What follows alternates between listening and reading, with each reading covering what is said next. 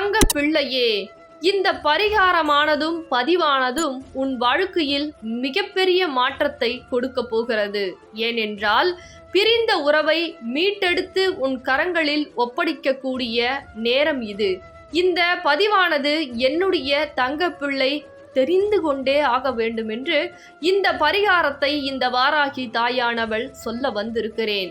ஆனால் இதில் ஒரு விஷயம் இருக்கிறது. இந்த பதிவினை முழுவதுமாக கேட்டு உன் இல்லத்தில் நான் சொல்லியபடி முறை இந்த பரிகாரத்தை செய்தால் திருமணம் தடை இருந்தாலும் தடை நீங்கும். திருமணத்தில் பிரச்சனை இருந்தாலும் அந்த திருமண வாழ்க்கை என்பது பிரச்சனை தீரும். உன் உறவு உன்னை விட்டு வேறொரு நபருடன் இருந்தாலும் அனைத்தையும் சரி செய்து இந்த பரிகாரமானது திருமண பந்தத்தை இணைக்கக்கூடிய பரிகாரமாக இந்த பதிவின் மூலமாக இந்த வாராகி தாய் உனக்கு தெரிவிக்க வந்திருக்கிறேன். இந்த பதிவு உன்னுடைய வாழ்க்கையில் எவ்வளவு முக்கியம் என்று எனக்கு தெரியும். அதனால்தான் என் தங்க பிள்ளையானது இனிமேல் தன்னுடைய உறவை நினைத்து அழக்கூடாது. தன்னுடைய திருமண பந்தத்தில் அழாமல் சந்தோஷமாக தன்னுடைய உறவோடு வாழ்க்கையை தொடங்க வேண்டும் என்று இந்த தாய் தன்னுடைய பிள்ளையின் வாழ்க்கையை சரி செய்து திருமண பந்தத்தை ஒன்று சேர்த்து 100 ஆண்டுகள் அல்ல, அதற்கு மேற்பட்ட ஆண்டுகளோடு உன் உறவோடு நீ சந்தோஷமாக வாழ்வதற்கு இந்த தாய் உதவி செய்ய போகிறேன். அதனால் இப்பொழுது உன்னுடைய மனநிலையை எப்படி சரிபடுத்தி கொண்டு இந்த பதிவினை கேட்க வேண்டும் என்றால், உன்னுடைய உறவு வந்தால் நீ எப்பேற்பட்ட சந்தோஷம் படுவாய். அந்த அளவிற்கு சந்தோஷமாக கண்களை மூடி மன நிம்மதியோடு இந்த பதிவினை கேட்பவர்களுக்கு மன வாழ்க்கை நிச்சயமாக இன்னும் 1 மாதத்தில் சரி செய்து கொடுத்து விடுவேன். உன்னுடைய மன வாழ்க்கையில் பிரச்சனை இருந்தால். அதனால் என் தங்க பிள்ளையே, கவனமாக கேட்பாயா? உன் கண்களை மூடி நான் சொல்லக்கூடிய விஷயத்தை முதலில் கேள். 2 பரிகாரத்தை எப்படி செய்ய வேண்டும் என்று சொல்லுகிறேன். ஏனென்றால் சில விஷயத்தை நீ அதற்கு முன்னதாக தெரிவித்து உன்னுடைய வாழ்க்கையில் நீ மனநிலையை சரிபடுத்தி கொள்ள வேண்டும். ஏனென்றால் உன் உறவு நீ செய்யக்கூடிய பூஜையில் மறுமுறை வந்துவிடும். அதில் எந்த ஒரு சந்தேகமும் கிடையாது. ஆனால் வந்த உறவிடம் நீ எப்படி நடந்து கொள்ள வேண்டும் தெரியுமா? ஏன் தெரியுமா? இதை நான் ஒரு தாயாக இருந்து தன்னுடைய பிள்ளைக்கு சொல்லிக் கொடுப்பது தன்னுடைய தாயின் கடமை. இதை மனமாற ஏற்றுக்கொண்டு என் தாய் சொல்லி இருக்கிறார்கள், என்னுடைய நன்மைக்காக தான் இருக்கும் என்பதை நீ புரிந்து கொள்ள வேண்டும். அப்படி புரிந்து கொண்டு என் வாக்கை நீ கடைபிடித்தால் உன் வாழ்க்கை 100 ஆண்டுகள் அல்ல, பல ஆண்டுகள் உன் உறவோடு திருமண பந்தத்தில் நீ சந்தோஷமாக வாழ்வாய். அதனால் என் தங்க பிள்ளையே சொல்கிறேன், கவனமாக கேள். உன் உறவு நான் சொல்லக்கூடிய பூஜை உன் இல்லத்தில் வழிபட்டால் உன் உறவானது வந்துவிடும். வந்த பிறகு அவர்களிடம் பழைய விஷயங்களை கிளறக்கூடாது. அதே போல் ஒவ்வொரு தருணத்திலும் அதிகமாக உன்னிடம் கோபம் இருக்கிறது.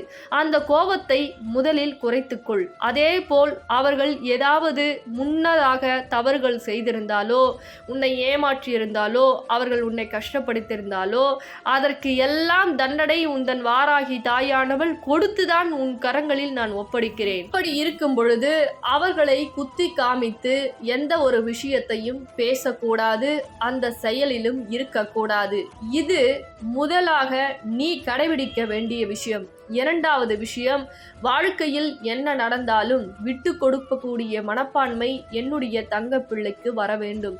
ஏனென்றால் என்னுடைய தங்க பிள்ளையானது இப்பொழுது இந்த தாய் வந்தவுடன் தைரியமாக இருக்கிறது. தப்பில்லை என் தங்க பிள்ளையே. ஆனால் எந்த இடத்தில் தைரியமாக இருக்க வேண்டும், எந்த இடத்தில் சண்டையிட வேண்டும், எந்த இடத்தில் வாக்குவாதத்தை கடைபிடிக்க வேண்டும், எந்த இடத்தில் விட்டு கொடுக்க வேண்டும் என்று நீ தெரிந்து கொள்ள வேண்டும். ஒரு தாயானவள் சொல்வதை நீ சில விஷயத்தில் கொஞ்சம் சுதாகரித்து தான் செல்ல வேண்டும். ஏனென்றால் விட்டு கொடுப்பவர்கள் வாழ்க்கையில் எப்பொழுதுமே கெட்டு போவதில்லை. அதை மட்டும் நீ புரிந்து கொள். இப்பொழுது உன் உறவானது பல விஷயத்தில் பல கஷ்டத்தையும் உனக்கு ஏற்படுத்திய கொடுமைகள் அனைத்திற்கும் தண்டனை கொடுத்துதான் உன் கரங்களில் நான் ஒப்படைக்கிறேன். அந்த தருணத்தில் சில வாக்குவாதத்தில் ஈடுபடாதே. பழைய விஷயங்களை கிளறி கிளறி அவர்களை மனநோகும்படி செய்யாதே. ஏன் தெரியுமா? உன் உறவு ஆரம்ப கட்டத்தில் இருந்தது வேறு, இப்பொழுது இருக்க போவது வேறு, வாழ்க்கையை வாழப்போவது வேறு. ஏனென்றால் உனக்கு ஏற்றாற்போல் உன் உள்ளம் புரிந்து கொண்டு ஒவ்வொரு விஷயத்திலும் அவர்கள் உன் பேச்சை கேட்டு நடந்து கொள்வார்கள். அந்த தருணத்தில் இவர்கள் நம் பேச்சை கேட்டுக்கொண்டே இருக்கிறார்கள், இவரிடம் நாம் என்ன வேண்டுமென்றாலும் பேசலாம் என்று அந்த ஒரு தலைகணம் மட்டும் என்னுடைய தங்க பிள்ளைக்கு வந்துவிடக்கூடாது. இது எல்லாம் நடக்கக்கூடிய விஷயத்தை நான் சொல்லிக் கொண்டிருக்கிறேன், நடக்காத விஷயத்தை சொல்லவில்லை. அதனால் இப்பொழுது நீ செய்யக்கூடிய பூஜைகளை நாம் தெரிந்து கொள்வோம். ஆனால் இது எல்லாம் என் தங்க பிள்ளையே, நீ செய்யக்கூடிய பூஜையினால் அந்த பலனால் உனக்கு கிடைக்க போகிறது. எப்பொழுதும் ஒரு விஷயம் நம் கிடைக்க வேண்டும் என்றால் அதற்கு அவ்வளவு கண்ணீரை வடித்து கவலைகளை கொண்டு விஷயத்தை அடைந்து விடுகிறோம். ஆனால் அது கிடைத்த பிறகு நம் வாழ்க்கையில் அலட்சியமாக எடுத்துவிடக் கூடாது. இது நம்மளுதானே, எங்கே போய்விட போகிறது என்று அந்த ஒரு அலட்சியமான விஷயம் உன் வாழ்க்கையில் நீ ஏற்றுக்கொள்ளவும் கூடாது, நடந்து கொள்ளவும் கூடாது. அதை மட்டும் இந்த பதிவின் மூலமாக உனக்கு நினைவுபடுத்துகிறேன் என்பதை நீ மனதில் பதிய வைத்துக் கொள்ள வேண்டும். என்ன என் தங்க பிள்ளையே, தாயின் சொல்லை அப்படியே கேட்பாயா? கேட்பாய் என்றால் ஆம் தாயே, நான் கேட்கிறேன் என்று எனக்காக என் தங்க பிள்ளை குறு மெசேஜை அனுப்பி வைக்க வேண்டும். பிறகு என் தங்க பிள்ளையே, அடுத்த கட்டமாக இதை நீ பஞ்சமி நாட்களில் தான் செய்ய வேண்டும் என் தங்க பிள்ளையே. பஞ்சமி நாட்களில் 7 வாரம் அல்லது 9 வாரமும் இதை கடைபிடிக்கலாம். ஆனால் செய்யக்கூடிய முறை ஒன்றுதான். என்ன செய்ய வேண்டும் தெரியுமா? மஞ்சள் நிற ஆடையை அணிந்து கொள்ள வேண்டும். மஞ்சள் நிற ஆடையை அணிந்து கொண்டாயா? பிறகு இந்த புகைப்படத்தையோ அல்லது சிலையோ என்னுடைய உருவத்தில் நீ வாங்கி கொண்டு வர வேண்டும். வாங்கி கொண்டு வந்து சிலையாக இருந்தாலும் சரி, புகைப்படமாக இருந்தாலும் சரி, ஒரு வெள்ளை கயிறில் மஞ்சள் முழுவதும் பூசி 18 மஞ்ச கிழங்குகளை உன்னுடைய வேண்டுதலை சொல்லி ஒவ்வொரு முறையும் கட்ட வேண்டும். அந்த மஞ்ச கொம்பில் கயிறை சுற்ற வேண்டும், முடி போட வேண்டும். எப்படி சொல்ல வேண்டும் தங்க பிள்ளையே? சொல்லுகிறேன், கவனமாக கேள். என் உறவு, என் தாய் வரவேற்க போகிறார்கள், என் வாழ்க்கை சந்தோஷமாக மாறப்போகிறது, அப்படி என்று உன் வேண்டுதலை சொல்லி இதை சொல்ல வேண்டும். எப்படி என் தங்க பிள்ளையே?